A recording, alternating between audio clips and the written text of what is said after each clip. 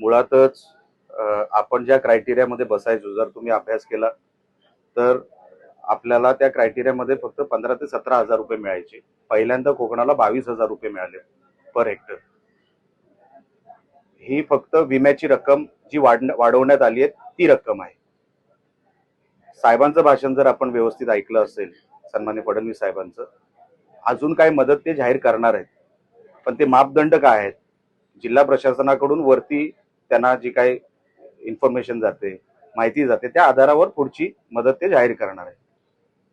आपलं जेवढं क्षेत्र आहे आणि जेवढे आपले महसूल सर्कल आहेत त्यापैकी 80% ह्या विम्याची रकमेतून आपण ती कव्हर करतोय.